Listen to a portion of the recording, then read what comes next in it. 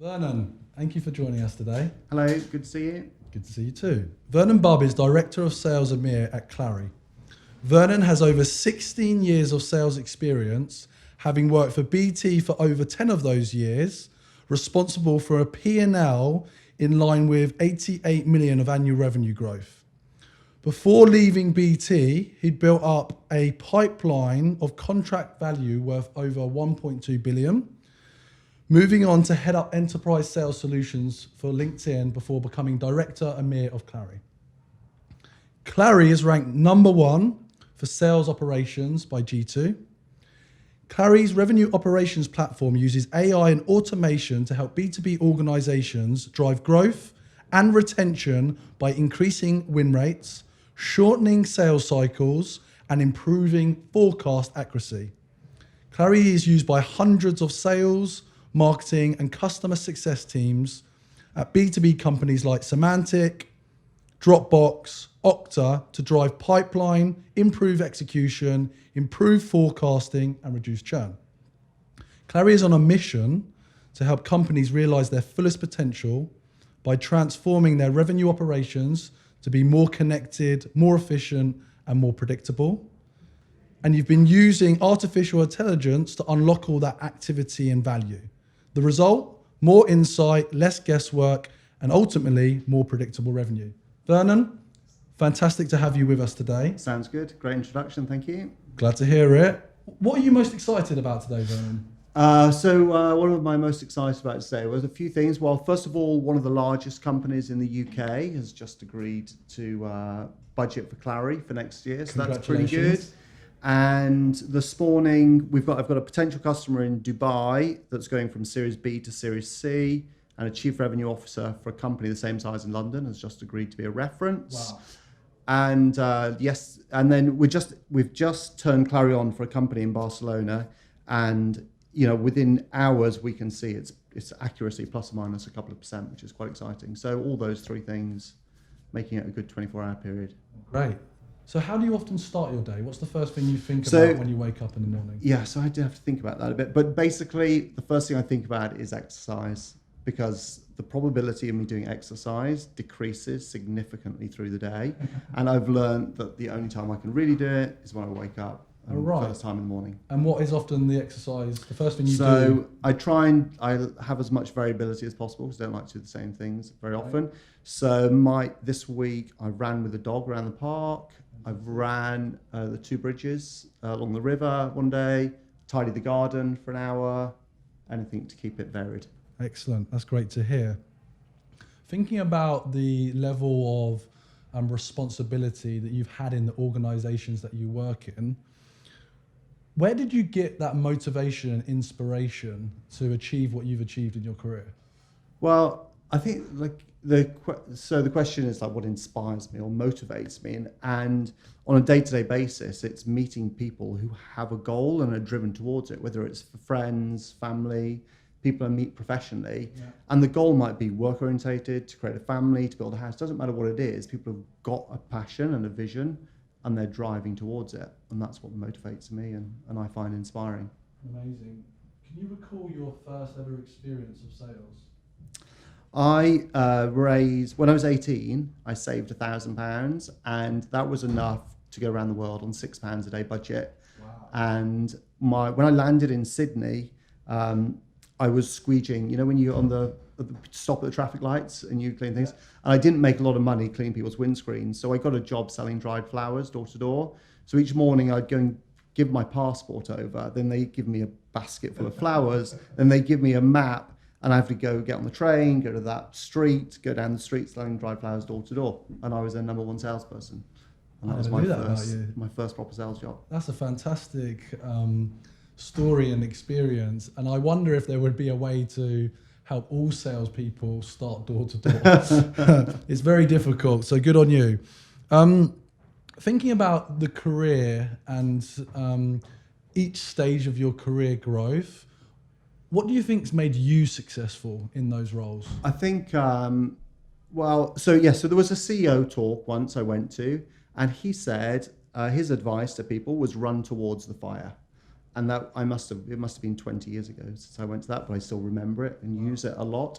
So at BT, the particular issue that we had was we didn't know who to talk to in the customers. There were existing customers, large customers, but we wanted to sell new products, and we didn't know how to find the people to go and talk to them about what we were selling.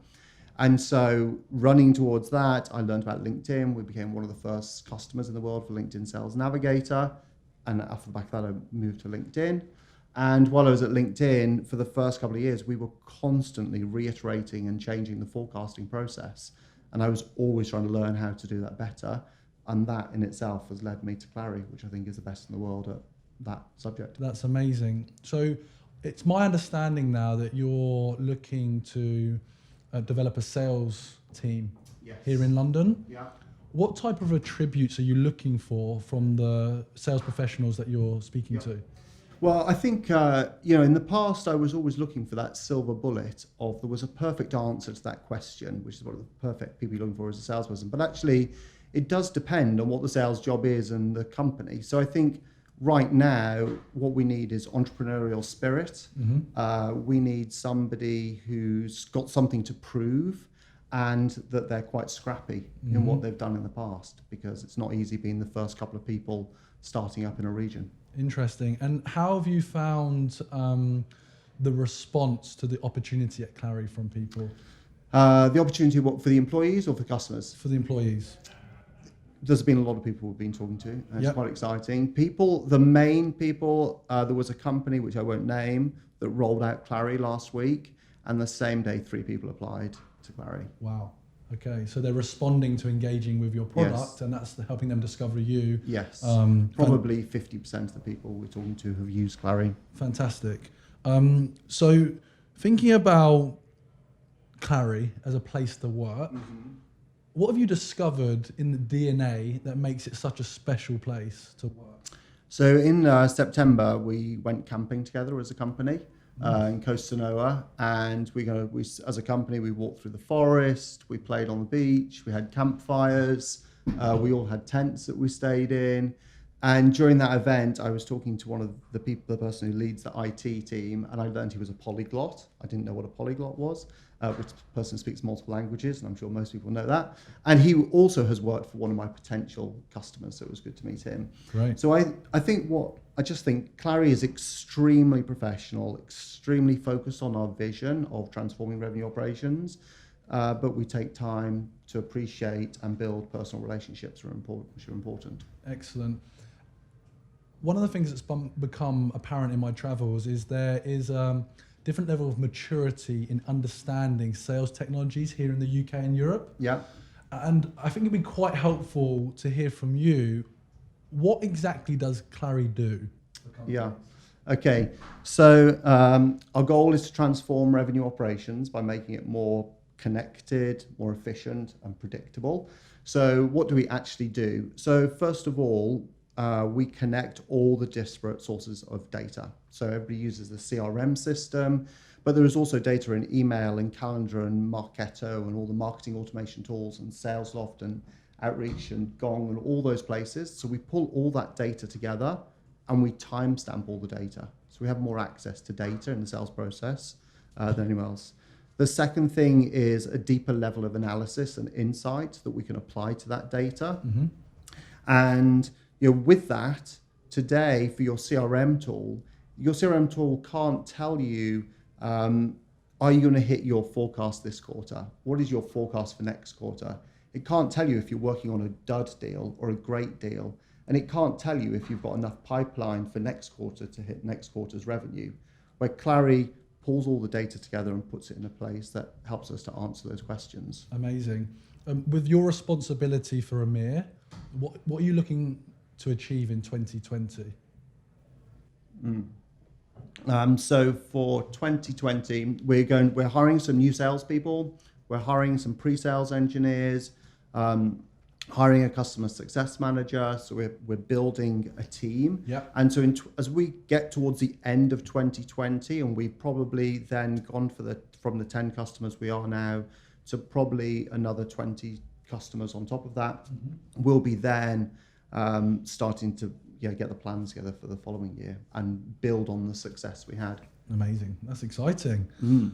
Thinking a bit more personally about you and your experience of sales, question I often ask is there a particular book that has resonated with you that's had an impact in your sales career? So, well, I read a lot, and the book, I'm going to take the liberty of two books. So the book I'm reading right now is Behind the Clouds by Mark Benioff, which I've only just started reading. If you're in a SaaS business, everybody's got to read that book because it's fantastic. But I think the book The Power of Now, I don't know if you've heard of that book, just about appreciating the importance of being in the moment. And here we are.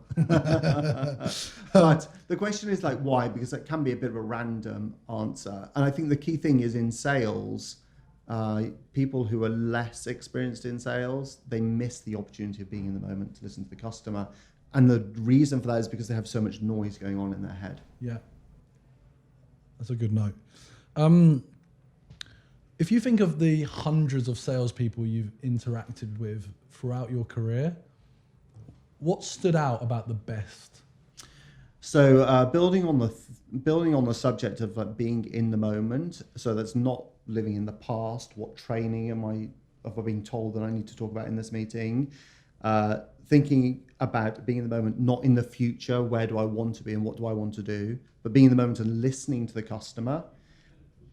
A. B, appreciating that the only reason we exist in sales is to solve a problem for the customer, and appreciating that. And then finally, good salespeople truly understand the value that they're creating for the customer, for their company, and importantly for themselves. So I think all three equally. Excellent.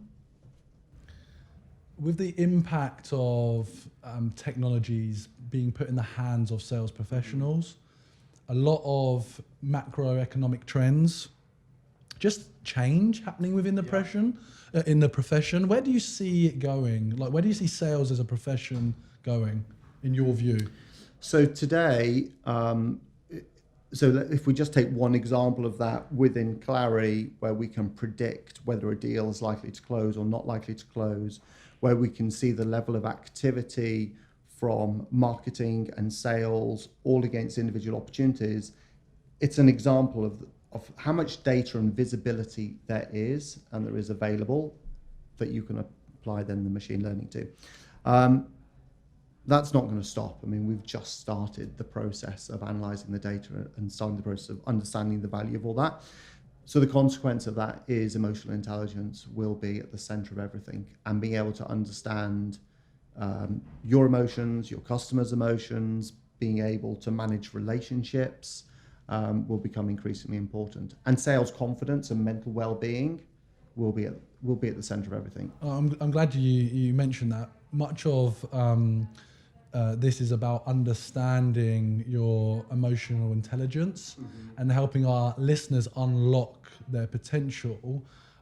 So from that perspective, thinking about your own confidence, what does confidence mean to you, and where do you get it from? So I think I get confidence by thinking deeply about things. I think when you end up in a situation where you're not confident is because you haven't thought deeply about what it is you're doing and why you're doing it. Yeah. So thinking deeply about what am I doing it, why am I doing it, why am I here, what value am I adding, how am I being useful? If you've thoroughly thought through all of that information, then there's no reason why you shouldn't be confident. So that's interesting. It's having that level of depth and understanding, and therefore truly understanding yourself, understanding your buyer, understanding the problem you're solving. So therefore you feel confident in your ability to be informed and informative. Yeah. And it's interesting because I think there is a perception around the art of sales that you can just bluff your way through. Yeah. I'm not sure if that is a sustainable approach to building a successful sales career. No, that's right. Okay. So, well, it comes to so having a point of view. So with all this preparation and deep thought, that doesn't mean that you're fixed and you're correct, because within the customer meeting in the first 5 minutes, you're like, oh, everything I thought is actually incorrect. So, and then, as the term might be today, the kind of growth mindset is being able to say, okay, I read it wrong, I didn't understand it. Okay, tell me now what it is what you think I need to know. Interesting. Has there been some challenges in your career? Has there been some times where you've had to kind of overcome a hardship that maybe threw you off center? And how did you manage, and what did you need to do to overcome the difficulties you faced? I think like with this continuous drive for self-improvement and putting ourselves outside the comfort box, we always have those issues on a regular basis. But the one that stands out for me was I went to a wedding in New Forest. It was a friend of a friend. And at 10 o'clock, I was in the bar drinking, which I thoroughly enjoy doing, especially at weddings. And and my mouth was so full of ulcers, I just couldn't talk. I mean, it was my body had just reacted to the stress in that moment. Never happened before, probably never will happen again. But I had to go to bed early, which was very unusual. And that was all driven by being a first-line sales manager. It was my first job as a first-line sales manager. All the people in my team had about 20 years experience, and if they didn't like their targets, they brought their union backers to the meeting. Wow. And that was a hard learning experience. Wow. I mean, something that we care about at Sales Confidence is helping people at each stage of their career. Mm-hmm. I think it's evident the challenges around that, being a first line manager, and that level of effort and responsibility. Yes, it's a big job.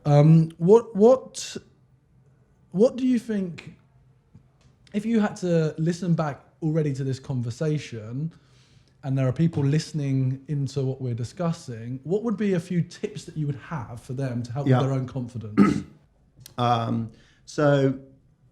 Well, first of all, in terms of building a career, and which is all linked to having confidence, I think building career is like building a house. It's only as strong as the foundations, and each brick that you put into your career, or each meeting you go to, or each sale you make, or each quarter you deliver, you need to do that to the best of your ability and have learned something from it, whether it went well or didn't go well. What did you learn from that is enabling you to go on to the next step? So I think every day is a learning opportunity from that point of view. And I think, and in terms of self-development and like being in the moment, I do think there's a lot to be said for meditation. And I think that's a great thing to do. Mm-hmm. When I do that every day, it makes a big difference. Mm-hmm. I don't do it enough now. Mm-hmm. But doing that and thinking deeply about why it is you're doing what you're doing can only but result in greater confidence. That's great. So we're coming up to the end of the interview. Thank you for being so open and honest and sharing. You talked at the beginning about you think about your exercise routine and your health, and you've also highlighted meditation and mindfulness practice. Is there just something that you would like to impart on our listeners, like a final thought or something that you would like to share? Well, let's see. So I think just being useful, finding something where you can add value, looking after yourself, making sure you get enough sleep is probably one of the core things I think about a lot. Whenever I don't get enough sleep, then things fall to pieces. So look after your physical health, look after your mental health, be useful, and enjoy yourself. Amazing. Vernon, it's been an absolute pleasure to have you here today. We are really excited about the partnership Sales Confidence is building with Clari. I think it's fantastic that you've been leveraging our community and audience to go to market in the UK and Europe. And it's fantastic that you're at a point now that you're looking to hire. So I guess people can reach out to you on LinkedIn. Certainly can, yes. Great. And they can learn more about what we're doing at salesconfidence.com and learn more about Clari online. So Vernon, thank you very much. Thank you very much. Thank you.